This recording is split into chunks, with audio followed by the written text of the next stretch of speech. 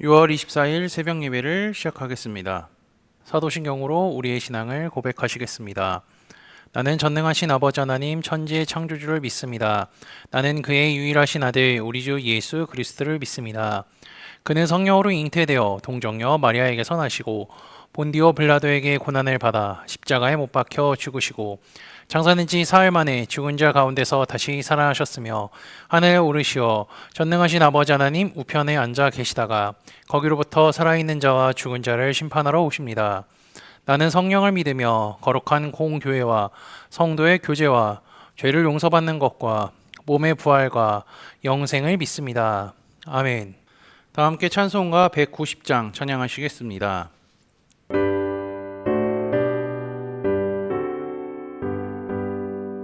성령이여 강림하사 나를 감화하시고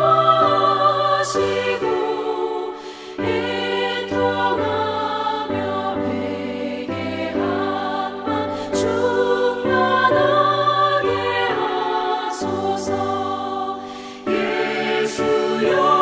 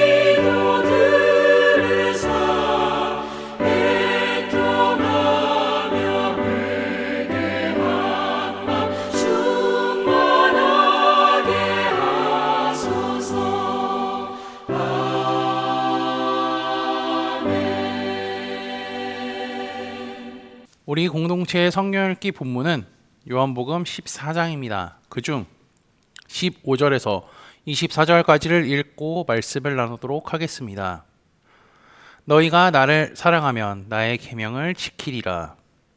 내가 아버지께 구하겠으니 그가 또 다른 보혜사를 너희에게 주사 영원토록 너희와 함께 있게 하리니 그는 진리의 영이라. 세상은 능히 그를 받지 못하나니 이는 그를 보지도 못하고 알지도 못함이라. 그러나 너희는 그를 아나니 그는 너희와 함께 거하시며 또 너희 속에 계시겠음이라. 내가 너희를 고아와 같이 버려두지 아니하고 너희에게로 오리라. 조금 있으면 세상은 다시 나를 보지 못할 것이로되 너희는 나를 보리니 이는 내가 살아있고 너희도 살아있겠음이라. 그날에는 내가 아버지 안에 너희가 내 안에 내가 너희 안에 있는 것을 너희가 알리라. 나의 계명을 지키는 자라야 나를 사랑하는 자니 나를 사랑하는 자는 내 아버지께 사랑을 받을 것이요 나도 그를 사랑하여 그에게 나를 나타내리라. 가로신 유다가 주여 어찌하여 자기를 우리에게는 나타내시고 세상에는 아니하려 하시나이까. 예수께서 대답하여 이르시되 사람이 나를 사랑하면 내 말을 지키리니 내 아버지께서 그를 사랑하실 것이요 우리가 그에게 가서 거처를 그와 함께 하리라. 나를 사랑하지 아니하는 자는 내 말을 지키지 아니하나니 너희가 듣는 말은 내 말이 아니오 나를 보내신 아버지의 말씀이니라. 아멘. 요한복음 14장 역시 예수님의 가르침이 이어지고 있습니다. 주님은 유다가 배반할 것과 베드로가 3번 부인할 것이라 말씀하셨죠. 유다의 배신과 베드로의 3번 부인을 모두 알고 있는 예수님으로서는 마음이 참으로 착잡하셨을 것입니다. 예수님도 인간의 몸으로 오셨기에 인간적인 감정을 갖고 계셨기 때문이죠. 그럼에도 불구하고 주님은 제자들을, 자기 사람을 끝까지 사랑하셨습니다. 유다의 배반도 베드로의 부인도 모두 자신의 죄, 연약함을 회개할 수 있는 기회를 주시기 위함이라고 할 수도 있고요. 주님의 말씀이 그대로 이루어지고 있음을 보여주는 계기이기도 합니다. 유다의 경우는요, 예수님이 하나님의 말씀대로 붙잡히고 고통받고 십자가에 못 박힘이 이루어짐을 듣고 자신의 죄를 회개하지 못하고 자살했지만, 베드로는요 자신의 죄를 부인하고 회개했으며 부활하신 주님을 만난 후 생명을 다하여 복음을 전하며 살았습니다. 이처럼 사람은 다 죄를 지을 수 있습니다. 죄라는 측면에서 봤을 때는 유다나 베드로나 다 죄인입니다. 하지만 두 사람의 차이가 있다면요, 죄를 깨달았을 때 한 사람은 죄를 회개했고요, 다른 한 사람은 회개를 하지 않은 경우입니다. 하나님께서는요, 죄를 지은 인간이 죄책감으로 살아가는 것이 아니라 죄의 고백과 회개를 한 후에 죄로부터 자유하며 살아가기를 원하시죠. 아울러 죄를 회개했다면 그 죄를 짓지 않도록 하나님 말씀에 순종하여 살아가시기를 원하십니다. 주님은 제자들에게 자신의 붙잡힘과 고난, 십자가에서 죽으실 것을 말씀하셨죠. 제자들의 마음은 근심으로 가득했습니다. 주님은 그 마음을 아시고 제자들에게 근심하지 말라고 하시며 자신이 죽는 것이 끝이 아니라 너희를 위하여 거처를 예비하러 간다고 말씀하시죠. 그리고 하나님을 믿고 예수님을 믿는 자들은 주님이 계신 곳에 와서 주님을 영접하며 그곳에서 살게 된다고 말씀하셨습니다.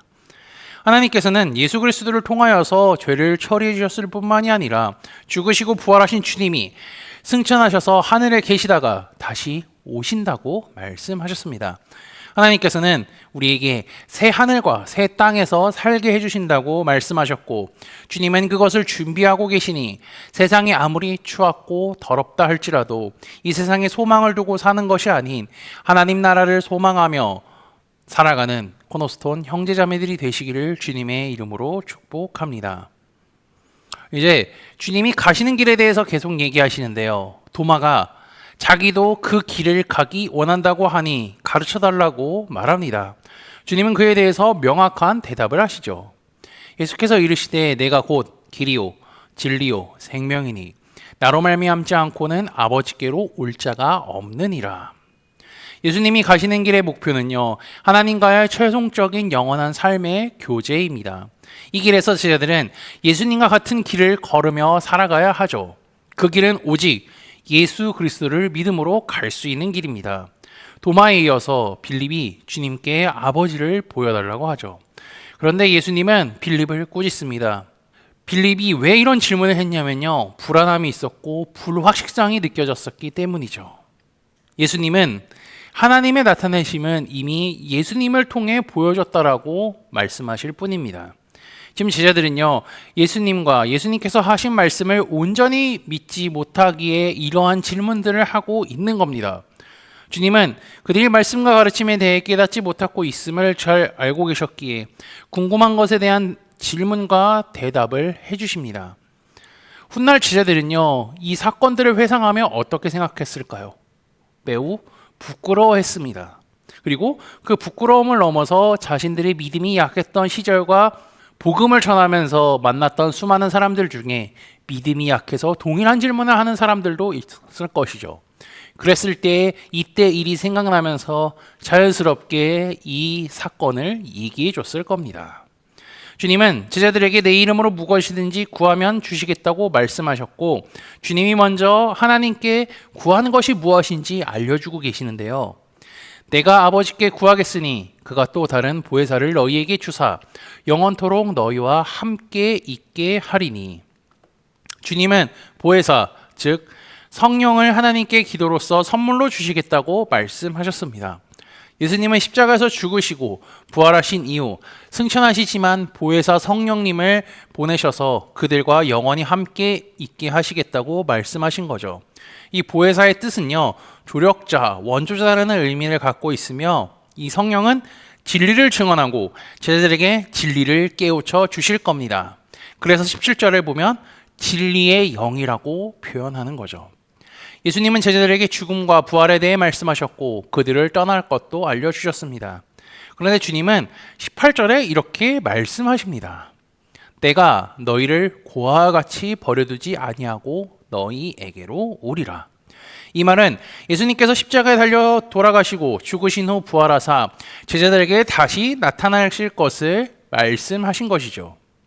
예수님의 십자가의 죽음과 부활로 인하여서 제자들은 하나님의 말씀이 성취되었을 뿐만이 아니라 예수님이 참된 구원자, 말씀으로 오신 그리스도라는 사실을 믿게 될 것입니다. 주님께서 말씀하신 대로 승천하시고 제자들과 주님을 믿는 모든 자들에게 성령을 선물로 주셨습니다. 성령님께서는 그들이 죽을 때까지 함께 하셨습니다. 주님께서 말씀하신 대로 주님을 믿는 모든 자들에게 보혜사 성령님을 주셨고, 그 성령님이 지금 저와 우리 형제자매들에게도 늘 함께하고 계신 거죠. 주님의 말씀대로 모든 믿는 자들은 성령을 선물로 받았습니다. 예수님께서 하신 말씀이 다 이루어진 것이죠. 주님께서 모든 믿는 자들에게 성령을 주사 영원토록 우리와 함께 하셨으니 우리와 함께 하시는 성령님을 기억하여 주님을 사랑하며 살아가는 코너스톤 믿음의 형제자매들이 되시기를 주님의 이름으로 축복합니다. 다 함께 찬송가 195장 찬양하시겠습니다.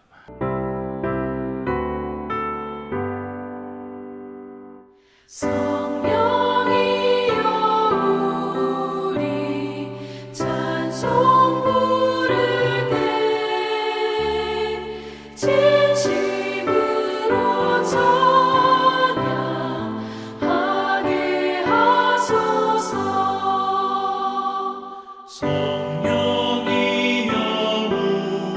우리 기도드릴 때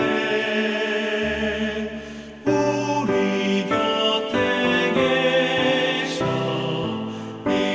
일러주소서. 성령이여 우리 성경 읽을 때 그 속에서 빛을 보게 하소서. 성령이여 우리 전도할 때에 지혜로운 말씀 주시옵소서. 성령이여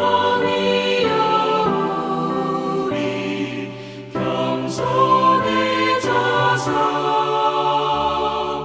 우리 주와 같이 되게 하소서.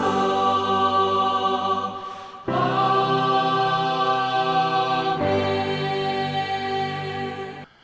다 함께 기도하시겠습니다. 이 세상을 말씀으로 창조하신 하나님 아버지, 아버지와 은혜의 사랑에 진심으로 감사합니다.